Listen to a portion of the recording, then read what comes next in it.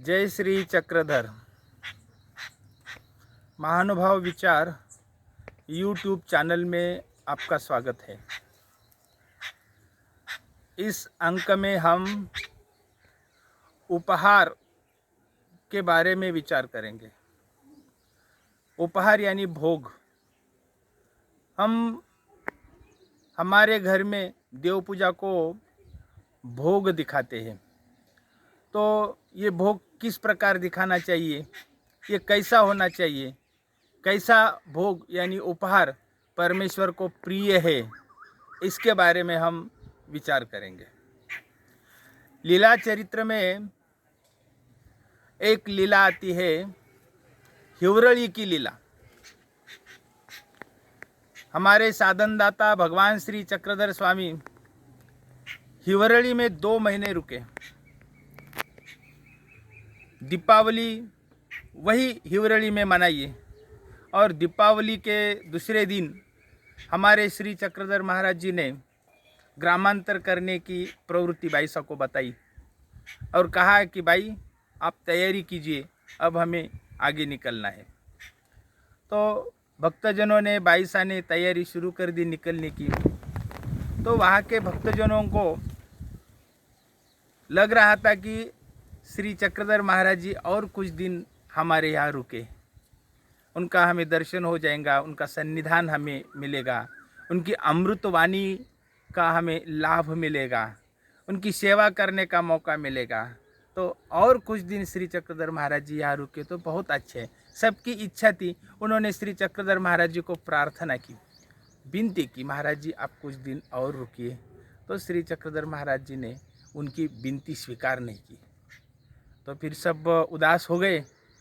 तो महादायिसा जो श्री चक्रधर महाराज जी की प्रिय भक्त थी, तो महादायिसा ने एलाइसा नामक एक बालिका थी उस परिवार में, उस बालिका को बुलाया, एलाइसा को, और कहा कि देखो एलो, किसी की भी विनती महाराज जी स्वीकार नहीं कर रहे हैं। अगर तुम श्री चक्रधर महाराज जी को विनती करेंगी तो जरूर स्वीकार करेंगे। तो तुम ऐसा कहो, प्रार्थना करो श्री चक्रधर महाराज जी को कि जी कल भाई दूज है, मैं आपके श्री चरणों में भाई दूज करूँगी, मेरी ये सेवा स्वीकार करो। ऐसी तू श्री चक्रधर महाराज जी को विनती कर, और तुम्हारी प्रार्थना श्री चक्रधर महाराज जी अवश्य स्वीकार करेंगे। ऐसा महादायिसा ने एलाइसा को बताया, और फिर एलाइसा श्री चक्रधर महाराज जी के पास आई, दंडवत किया, और उनके वस्त्रों को ऐसे ऊपरने को पील डाल के वो कहने लगे कि महाराज जी कल भाई दूज है, मैं आपको भाई दूज करूँगी, पूजा करूँगी आपको, आप रुक जाइए ना। तो उस बालिका की, एलाइसा की प्रार्थना श्री चक्रधर महाराज जी को बहुत पसंद आई। श्री चक्रधर महाराज जी प्रसन्न हो गए और उन्होंने कहा ठीक है हम रुकेंगे, लेकिन हमारे लिए आप उपहार भोजन के लिए भोजन लाना पड़ेगा आपको। तो बोली ठीक है जी महाराज, आपके लिए मैं उपहार लाऊंगी, भोग लाऊंगी, मैं आपके लिए भोजन लाऊंगी। तो श्री चक्रधर महाराज जी ने कहा देखो हमें उपहार ऐसा चाहिए, तुम्हारे पास कितना दाम है? बोले मेरे पास 4 दाम है। तो श्री चक्रधर महाराज जी ने कहा कि ठीक है, तुम ऐसा करो, अपने स्वयं गेहूँ लाइए, उसको पीसिए, फिर सेव वलिए, सूजी निकालिए, सेव को तलिए, और फिर उसके पश्चात लड्डू बनाइए। इस प्रकार स्वयं अपने कष्ट से, अपने परिश्रम से, अपने हाथों से ये भोग उपहार बना करके, और फिर वो उपहार हमारे लिए लाइए। ऐसा उपहार आप हमें अर्पण करेंगी, ऐसा भोग अगर हम हमें अर्पण करेंगे तो हम ये स्वीकार करेंगे।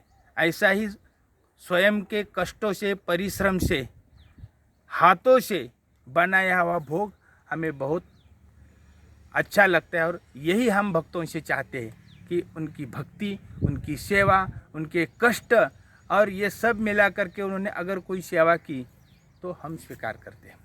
तो एलाइसा ने स्वीकार किया, जी मैं ऐसा ही करूँगी। फिर श्री चक्रधर महाराज जी रुके। दूसरे दिन एलाइसा ने अपने हाथों से पदार्थ बनाए, अपने हाथों से लड्डू बनाए, अपने हाथों से सेव बनाई और वो एक दुर्डी में डाल करके झाँक करके और पूजा का साहित्य ले करके श्री चक्रधर महाराज जी के दर्शन को आई। और श्री चक्रधर महाराज जी के सामने वो रखा और हाथ जोड़कर कहा कि महाराज जी अब हमारा ये उपहार, ये भोग स्वीकार कीजिए। ऐसा कहे के प्रार्थना करके उसने श्री चक्रधर महाराज जी को गंध लगाया, तिलक लगाया, पुष्पा माला अर्पण की, पंचारती से आरती उतारी और भाई दूज की। श्री चक्रधर महाराज जी ने बड़ी प्रसन्नता के साथ इस बालिका की ये विधि, ये भाई दूज स्वीकार किया। तो बाईसा वहाँ उपस्थित थे।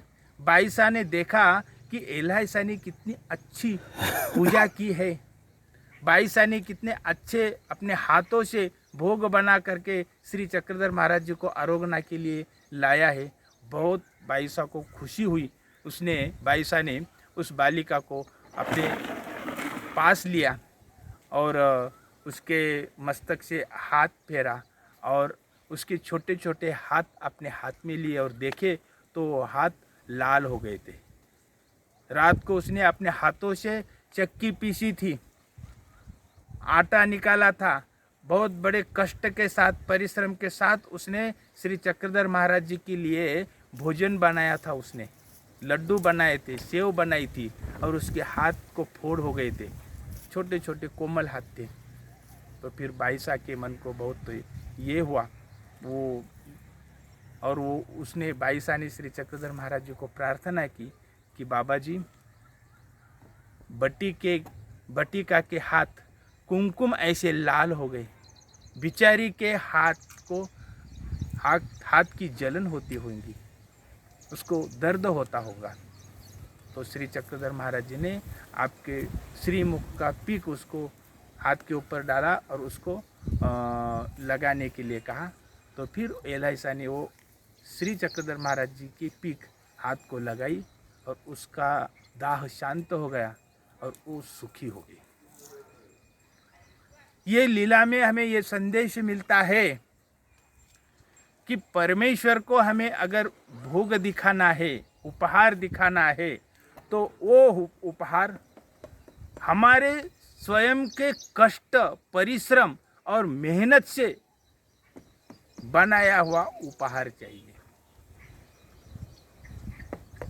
हम आजकल उपहार में स्वयं ये आवश्यक नहीं है कि वो मिष्टान्न हो, रूखी सूखी रोटी भी परमेश्वर को प्रिय है। भगवान श्री कृष्ण महाराज जी ने विदुर जी के कन्या स्वीकार की थी, सुदामा के पोहा स्वीकार किए थे, द्रौपदी के भाजी का सब्जी का पान स्वीकार किया था। भक्ति, प्रेम और परिश्रम और कष्ट, मेहनत, इससे जो भी कुछ उपहार बना के परमेश्वर को अर्पण किया तो बड़े प्रेम से, बड़े आनंद से परमेश्वर उपहार स्वीकार करते हैं। मिष्टान नहीं चाहिए, ऐसा कोई आग्रह या हट नहीं है।